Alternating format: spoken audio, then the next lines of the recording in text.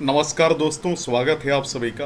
देखिए, आज का जो वीडियो है ना, इस वीडियो में हम लोग चर्चा करेंगे कि एक टॉपर का आंसर कैसा होना चाहिए।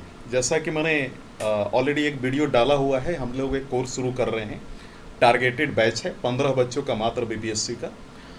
और ये वैसे छात्रों का है जो कि कहीं ना कहीं अच्छा आंसर लिखे हुए हैं और एक बेटर आंसर लिखे हुए हैं और ये टॉप कर चुके एग्ज़ाम में। इनकी जो कॉपी जो मैं अभी दिखाने वाला हूँ, ये बीपीएससी से आरटीआई के थ्रू कॉपी मंगवाया गया और कैसे कॉपी चेक किया जाता है ये भी आप यहाँ पे देखेंगे। ठीक है, कैसे बीपीएससी कॉपी चेक करती है इस पे भी आप थोड़ा ध्यान देंगे। ठीक है, तो ये 63 बीपीएससी मेंस का है और ये सामान्य अध्ययन 2 का यानी जीएस 2 की कॉपी है। और ये 2019 में इसका एग्ज़ाम हुआ था, 15 तारीख को, 1 जनवरी महीने में। GS1 यानी जो हम कह सकते हैं सामान्य अध्ययन का जो पेपर 1 है, उसका एग्ज़ाम हुआ तो 13/1/2019 को। ध्यान से सुनेंगे बढ़िया से। एक चीज़ और सबसे इंटरेस्टिंग बात आपको जानने का प्रयास करना है कि ये जो आंसर यहाँ पे लिखा गया, कैसे लिखा गया, कौन गलती नहीं करना है, क्या करना है, इन सभी पे हम ध्यान देंगे। मैं आपको बता दूं कि इससे पहले जो हमने वीडियो बनाया था 67th BPSC notification, right, PCS Guruji अगर आप डालेंगे तो वीडियो आ जाएगा। अभी 3-4 दिन पहले हमने डाला, तो मैं आप सभी से निवेदन करूंगा वो वीडियो जरूर देखिए जो लोगों ने नहीं देखा है। आगे बढ़ा जाए। देखिए, आप यहाँ पे सबसे पहले आप यहाँ पे गौर कीजिए कि जो कॉपी चेक करने की प्रक्रिया है, पहले तो क्वेश्चन नंबर दिया जाता है, एक तरफ लिखा जाता है कितने पेज में बंदे ने लिखा और दूसरी तरफ कितना इसने अंक प्राप्त किया उसमें। ठीक है, अच्छा यहाँ पे मत देखिए कि कितने पेज में लिखा, 4 पेज में लिखा है तो 22 नंबर मिला उदाहरण के तौर पे, या 5 पेज में। तो क्या होता ना कि कभी कभी आप 2 पेज लिखकर भी 22 नंबर या 25 नंबर ले लेते हो। प्रॉब्लम यहाँ पे ये नहीं है कि आप ज़्यादा पेज लिख रहे हो, समझिए इस बात को। ज़्यादा पेज लिखने का मतलब ये नहीं कि आपको ज़्यादा मार्क्स मिल जाएगा। क्वालिटी बेटर होना चाहिए। आंसर लिखने का जो कंटेंट है ना, रिच कंटेंट होना चाहिए आंसर में, सबसे महत्वपूर्ण चीज़। तो देखिए इनका क्या स्थिति है और इनको टोटल मार्क्स जो आया है 160 नंबर आया है GS2 में। ठीक है, देखिए कल हम लोग एक और वीडियो बनाएंगे। ठीक है, उस वीडियो हम लोग GS1 का जो यानी सामान्य अध्ययन पेपर 1 का है, उसकी स्थिति, उस आंसर सेट को देखेंगे, टॉपर्स की कॉपी को जो आरटीए के द्वारा मंगवाई गई है। एक और मैं वीडियो बनाऊंगा जिसमें मैं सारे टॉपर्स की मार्कशीट शेयर करूंगा जो हमसे जुड़े थे उनकी। ठीक है, तो ये जो भी चीज़ें हम यहाँ पे दिखाने का प्रयास करें हमसे जुड़े हुए बच्चों का है।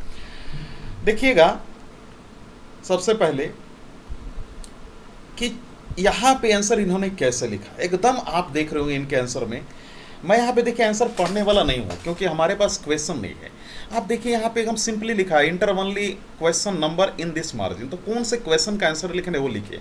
बहुत सारे बच्चे बोलते हैं सर 1 2 3 4 5 क्वेश्चन है सर, मुझे तीसरा आ रहा है। तो सर क्या ऐसा कर सकता हूँ कि सबसे शुरू पेज में तीसरा नंबर लिख लेते हैं सर, इसके बाद जब पहला आ रहा है तो पहले सबसे लास्ट में लिखेंगे। बिल्कुल मत कीजिएगा, एकदम बिल्कुल नहीं करना है ऐसा, नहीं तो आपकी कॉपी, कभी कभी मैंने क्या देखा है कि बहुत सारे बच्चे बहुत तेज, बहुत ज़्यादा आंसर लिखते हैं अच्छा, लेकिन एक सिली मिस्टेक के कारण वो फेल हो जाते हैं।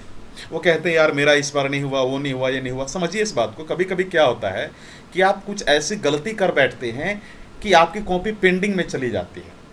अगर वो पेंडिंग में नहीं जाती तो हो सकता था कि आप रैंक 1 भी आ सकते थे, रैंक 2 भी अच्छे आप क्वालिफाई कर सकते थे।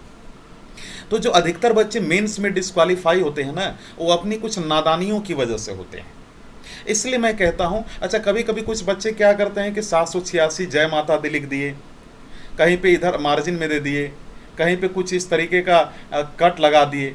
तो इसका मतलब ये आप साइन दे रहे हो ना, एग्जामिनर क्या समझेगा, दैट आप एक साइन देने का कोशिश करोगे, चचा हम हैं, हमारी कॉपी को बढ़िया से चेक कीजिएगा। ये सब बिल्कुल गलती मत कीजिएगा।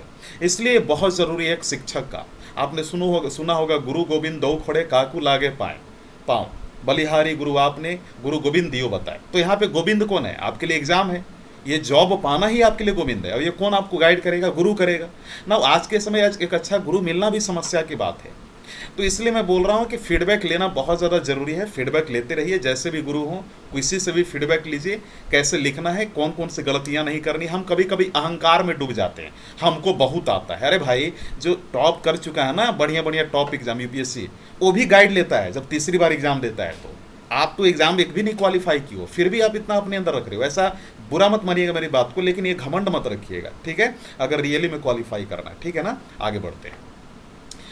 तो एक चीज़ आप देख रहे हैं क्या यहाँ पे, इस आंसर में आप एक बहुत कॉमन चीज़ देखने वाले हैं, क्या देखेंगे कि एकदम बहुत बढ़िया लिखा गया कि चुनाव किसी भी लोकतांत्रिक देश से, तो उनके आप एक समझिए बात को कि यहाँ पे ऐसा लिखा गया जैसे एकदम आप एनसीईआरटी में देखते हैं, एकदम वैसे ही लिखा गया, एकदम शब्दों का कोई जाल नहीं है, एकदम साधारण शब्दों में लिखा गया है। तो ज़्यादा हार्ड शब्द नहीं लिखना, इंग्लिश में लिख रहे हैं हिंदी में, एकदम नॉर्मल में लिखिए। मैं इंग्लिश के भी कोई आंसर सेट पे चर्चा करूंगा किसी दिन, आज हिंदी वाले पे कर लेते हैं। एक चीज़ और ध्यान दीजिएगा कि आपको एनसीईआरटी पढ़ने का सबसे ज़्यादा फायदा होता है आंसर राइटिंग लिखने में, आपको मालूम चलता है कि कैसे कनेक्ट करना है। साथ ही साथ इन्होंने बीच में कंटेंट दिया, आर्टिकल भी दे दिया है, आर्टिकल भी दिया है। देखिए आर्टिकल ये क्या है, एक फैक्ट है, फैक्ट इन्होंने दिया है, ठीक है, इन्होंने फैक्ट देने का प्रयास किया है। वो अलग बात है, इन्होंने अंडरलाइन नहीं किया, अगर ये अंडरलाइन करते तो ये अच्छा और मार्क्स सिक्योर कर सकते थे, इन्होंने अंडरलाइन नहीं किया है। तो ये गलती आप लोग मत कीजिएगा, आप लोग अंडरलाइन कर लेंगे। और एक चीज़ और, इन्होंने डायग्राम नहीं बनाया है, डायग्राम आप बना लेंगे एक बार, तो इनको ये दो चीज़ें कर लेते तो और इनको अच्छा मार्क्स आ सकता था। लेकिन आप सही बात, मैं आपसे अगर आप पूछेंगे मैं आपको बताऊं कि इनका आंसर राइटिंग बहुत अच्छा है। और GS2 में बुलेट्स, GS की जब आंसर लिखी जाती है तो पॉइंट वाइज लिखी जाती है, जो कि इन्होंने करने का प्रयास किया है, जो कि काफ़ी अच्छा आंसर दिख रहा है। सिर्फ इसमें अगर अंडरलाइन कर दिया जाता महत्वपूर्ण शब्दों पे, और कुछ ना कुछ हम एक तरीके से कह सकते डायग्राम बना दिया जाता तो और मज़ा आ जाता और इनको अच्छा मार्क्स मिलता।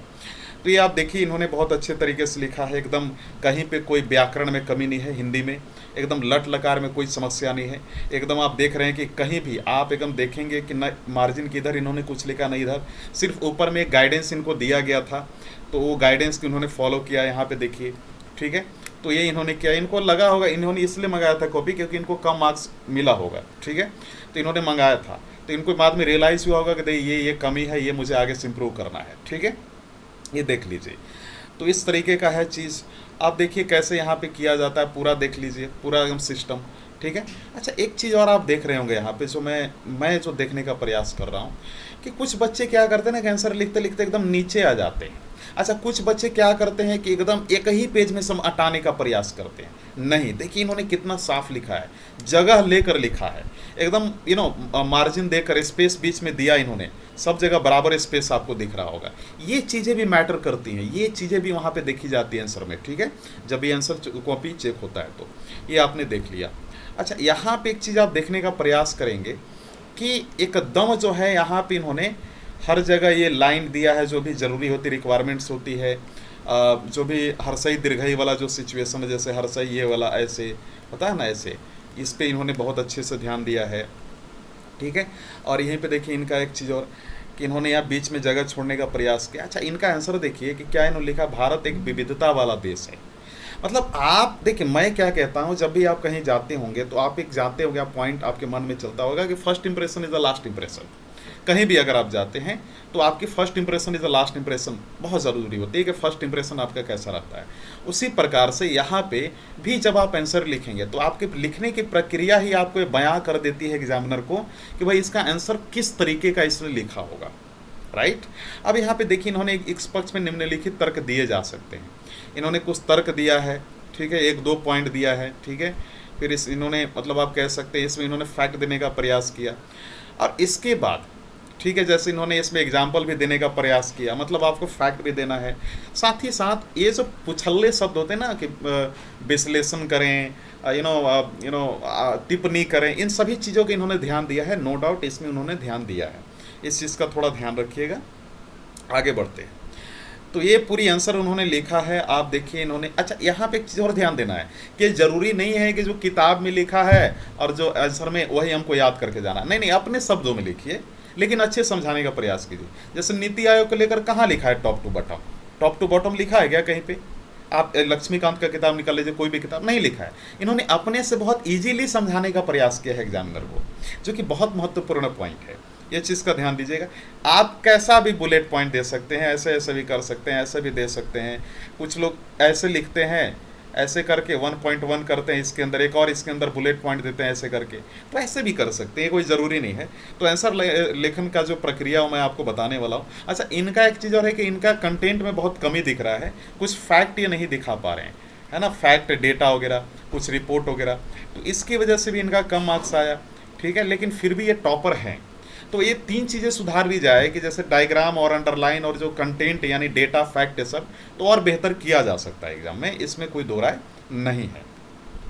जैसे इन्होंने यहाँ नो डिटेंशन पॉलिसी किया था, इनको यहाँ पे अंडरलाइन कर देना चाहिए था। जैसे यहाँ पे जीएसटी नामक नवीन व्यवस्था पर अंडरलाइन कर देना चाहिए था, ताकि एग्जामिनर को लगता है कि नहीं अच्छा यहाँ पे भी कर सकते थे ये, तमिलनाडु इस तरीके से। तो ये एक अलग साइन होता है, ठीक है, कि आप कुछ खास मुद्दों को दिखाना चाह रहे। देखिए एग्जामिनर के पास इतना समय नहीं होता है कि आपके हर एक आंसर को पढ़े, कभी कोई आंसर पढ़ लिया तो बहुत बड़ी बात है।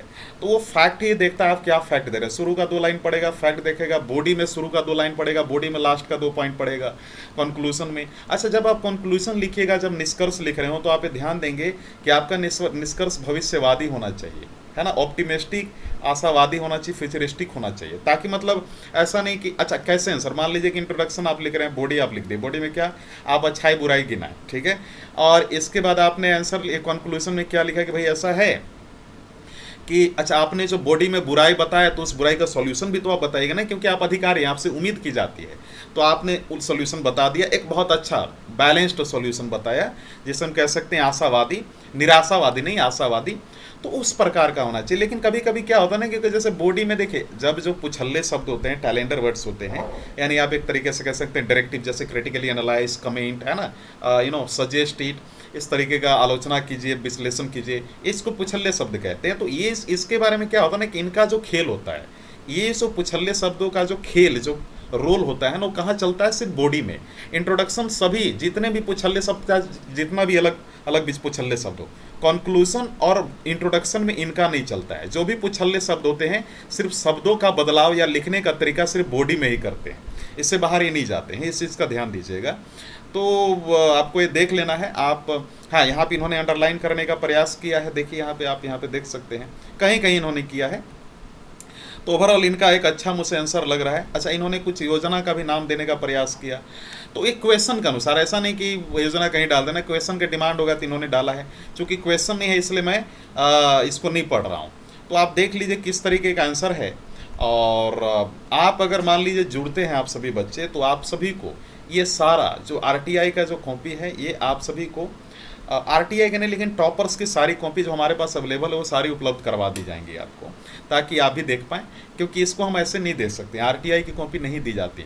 अच्छा, यहाँ पे देखिए इन्होंने फैक्ट बहुत अच्छा अच्छा दिया, लेकिन कभी कभी क्या होता है ना कि कुछ फैक्ट गलत देते हैं आप, और मान लीजिए कि आप एग्जामिनर उसको अच्छे से पढ़ लिया तो फैक्ट काट भी देता है।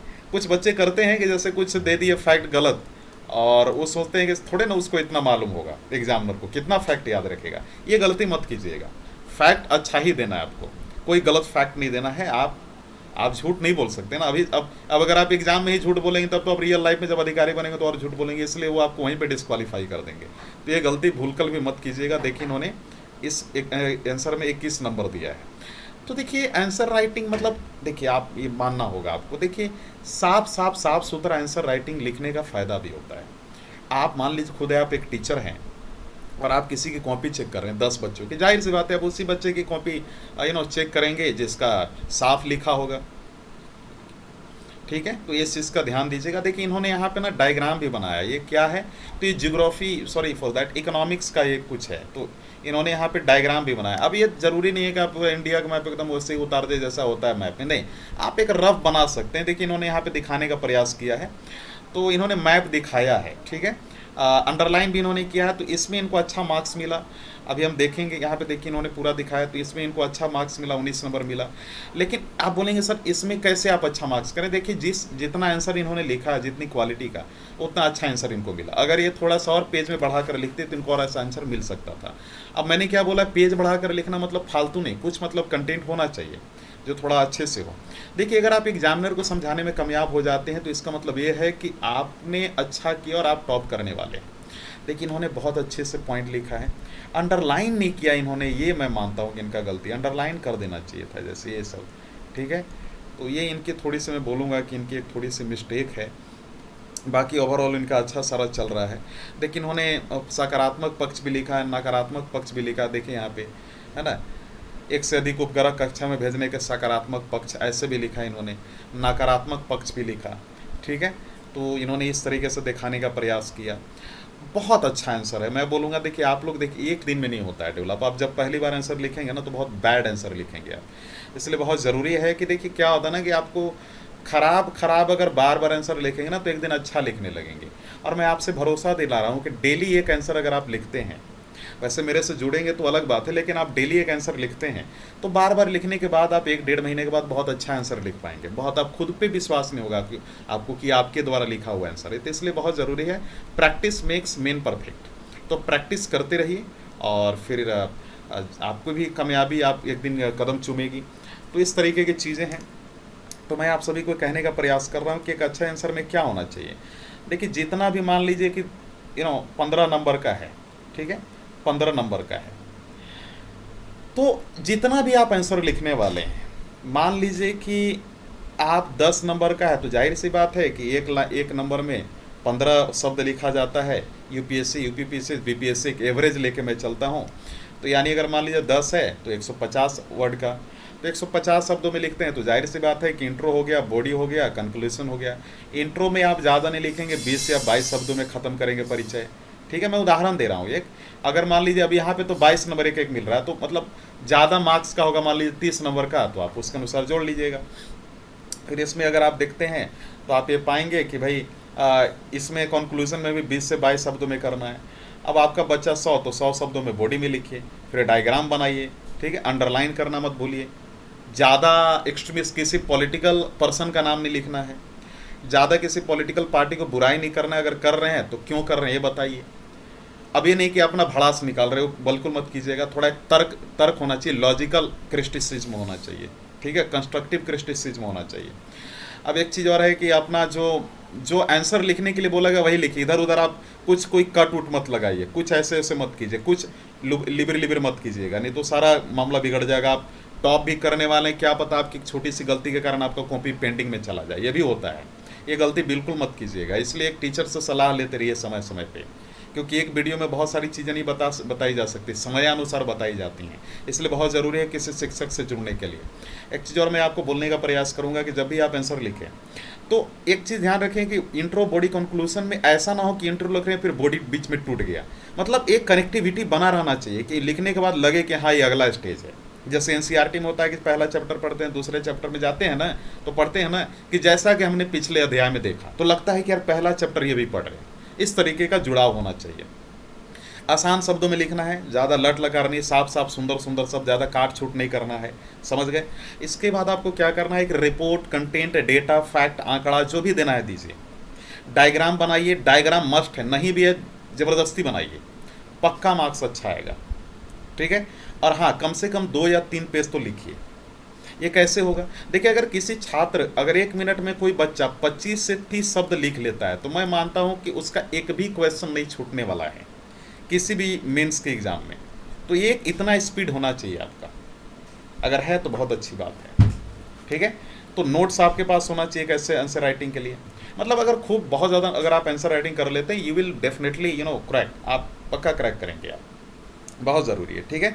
एक चीज़ और मैं बताना चाह रहा था, देखिए जब भी आंसर लिखे ना तो मतलब आप शब्दों पे, शब्द बहुत ज़रूरी होते हैं। बच्चे शब्द समझ नहीं पाते हैं। कोई बच्चा लिख दिया कि भारत में टेररिज्म बहुत ज़्यादा है, हमें इस पे एक्शन लेना चाहिए इस कानून के अनुसार, है ना।